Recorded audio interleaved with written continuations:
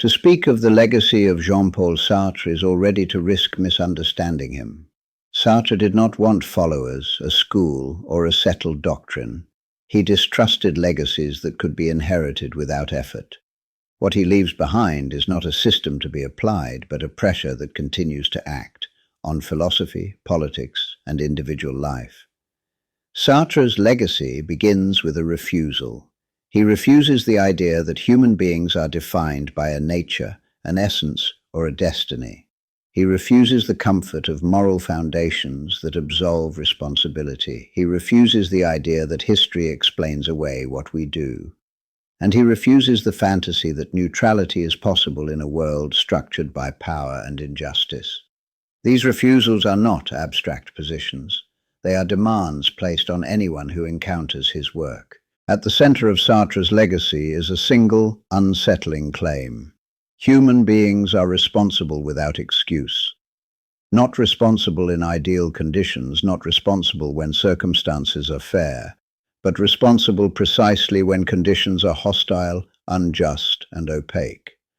Responsibility does not wait for clarity. It begins where clarity fails. This claim has outlived the 20th century because the conditions it describes have not disappeared.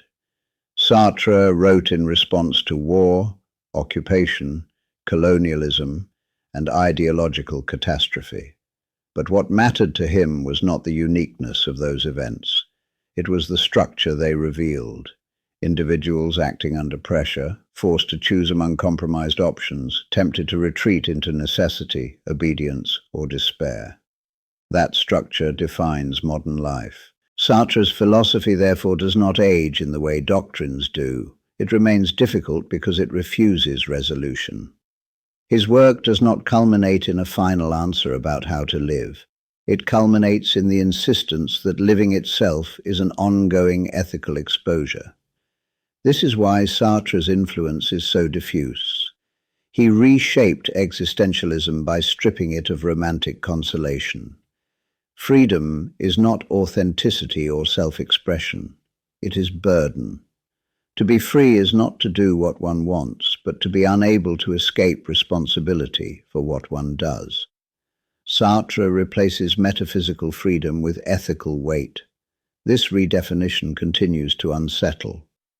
In philosophy, Sartre's legacy lies not in a tidy system, but in a reorientation.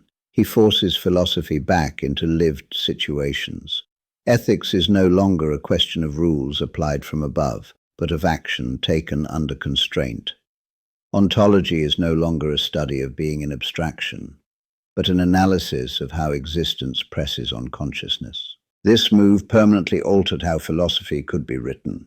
Sartre also leaves a legacy of confrontation. His work does not invite agreement so much as engagement. Readers are forced to argue with him, to resist, revise, or reject his claims. This resistance is not a failure of his philosophy. It is its intended effect. A philosophy that can be accepted comfortably has failed, in Sartre's view. In politics, Sartre's legacy is more troubled and more honest for it. He refuses the fantasy of pure engagement. Action in history contaminates. Commitment does not cleanse. Sartre insists that one must accept guilt rather than pretend it does not exist. This position remains deeply controversial. Critics argue that it risks justifying harm. Admirers argue that it refuses moral alibis. Sartre himself accepts neither defense nor absolution. He insists only that refusing to act is itself an action with consequences one must own. This insistence continues to haunt political thought. In an age eager to outsource responsibility to systems, structures, and inevitabilities, Sartre's demand feels brutal. He does not deny structure. He denies exemption. One may be constrained, but one is never absent. This claim is why Sartre continues to provoke hostility. He is accused of being harsh, unrealistic, or morally dangerous. Yet these accusations often reveal precisely what he exposes: the desire to escape responsibility when it becomes uncomfortable. Sartre's legacy is therefore inseparable from discomfort. He also leaves a legacy as a public intellectual that remains unresolved. Sartre refused to retreat into academic safety. He spoke, intervened, and exposed himself to error. He understood visibility as responsibility intensified, not authority granted. This stance is increasingly relevant in a world of media saturation and symbolic politics. Sartre anticipates the danger of celebrity replacing argument, and he struggles against it without pretending he can escape it. His failure to resolve this tension is part of his legacy. In literature, Sartre leaves behind works that do not illustrate ideas, but stage them under pressure. His novels and plays are not vehicles for doctrine. They are situations designed to trap freedom, expose bad faith, and force confrontation. They refuse redemption. They deny catharsis. They leave residue. This residue is essential. It ensures that Sartre's work cannot be consumed and set aside. It demands reckoning. Perhaps Sartre's most enduring legacy is negative rather than positive. He removes excuses. He removes the excuse of human nature. He removes the excuse of destiny. He removes the excuse of obedience. He removes the excuse of ignorance. What remains is exposure. This exposure does not tell us what to believe. It tells us that belief does not absolve action. It does not tell us which causes to support. It tells us that causes do not erase consequence. Sartre leaves us without shelter. That is why his legacy cannot be celebrated comfortably. It can only be confronted. But this raises a final, unavoidable question. If Sartre leaves no doctrine to inherit and no answers to repeat, then what exactly survives him? What remains once the controversies fade, the politics shift, and the century that produced him recedes? What survives is not agreement. What survives is pressure. If Jean Paul Sartre leaves no doctrine to inherit and no system to apply, then his legacy must be understood in a different register. It does not survive as a set of answers. It survives as a mode of confrontation, a way of refusing the comforts that philosophy, politics, and culture repeatedly offer as substitutes for responsibility. Sartre's enduring legacy is that he repoliticized ethics and re-ethicized politics without allowing either to collapse into the other. Before Sartre, ethics often appeared as a question of rules, duties, or virtues grounded in something beyond human choice. Politics, by contrast, was treated as the messy domain of necessity, compromise, and force. Sartre collapses this separation.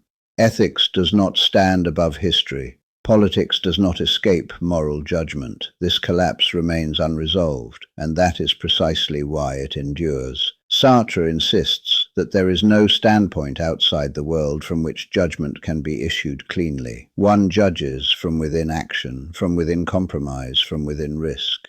Responsibility does not begin after action has been purified. It begins where purity becomes impossible. This insistence has not aged. Modern societies are increasingly organized around structural invisibility.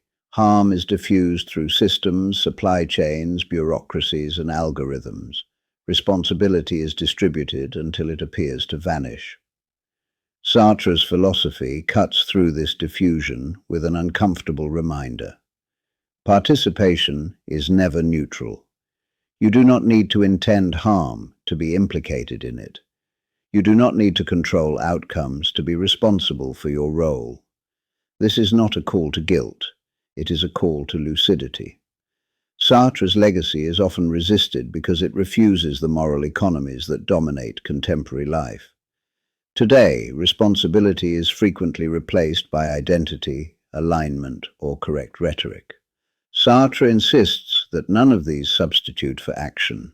To say I belong is not to say I am responsible. To say I believe is not to say I act. This refusal makes Sartre deeply unfashionable and therefore indispensable. He also leaves behind a transformed understanding of freedom. Freedom for Sartre is not empowerment language or personal fulfillment. It is the condition of being unable to escape implication. One is free not because one is powerful, but because one cannot become a thing. This conception of freedom is burdensome by design.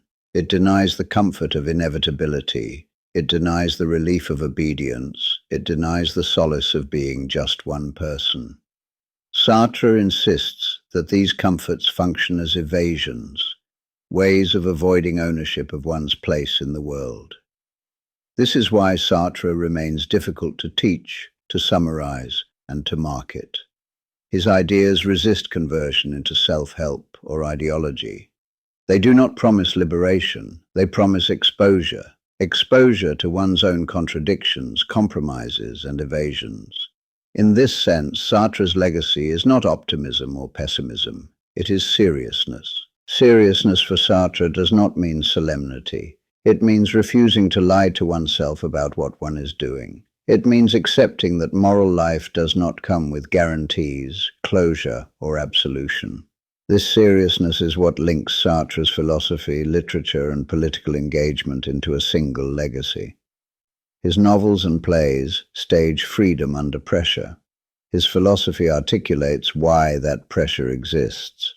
His public life demonstrates what it costs to accept visibility without innocence. Even his failures belong to this legacy.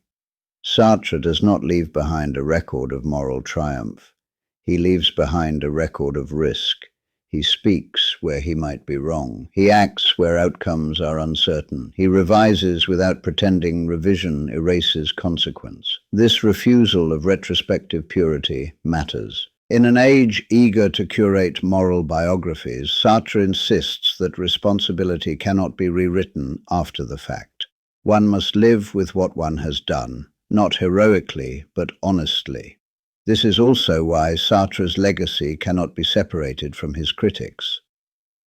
Camus' insistence on limits, feminist critiques of abstraction, Marxist critiques of individualism, and psychological critiques of bad faith all remain essential.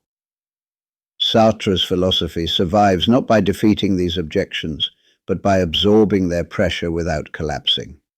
A philosophy that cannot be criticized becomes dogma. Sartre refuses dogma. What ultimately survives Sartre, then, is not agreement with his positions, but the questions he refuses to let disappear. What does responsibility mean when action is compromised? When does engagement become justification? When does restraint become complicity? How much can be demanded of individuals without cruelty? These questions have not been answered by subsequent theory. They have become more urgent. Sartre's legacy is that he does not allow us to forget them. He offers no refuge in history, no refuge in identity, no refuge in intention, no refuge in inevitability. What remains is the demand to answer again and again for what one does with the world one inhabits. This is why Sartre cannot be neatly placed in the past. As long as human beings act under pressure, justify harm, evade responsibility, and seek innocence where none exists, Sartre's philosophy remains active. It presses against our excuses. It interrupts our comfort. It exposes the gap between what we say and what we do. That exposure is his legacy. Not a system, not a doctrine, not a solution, but a refusal to let responsibility disappear, even when we most want it to. That is what Jean Paul Sartre leaves behind.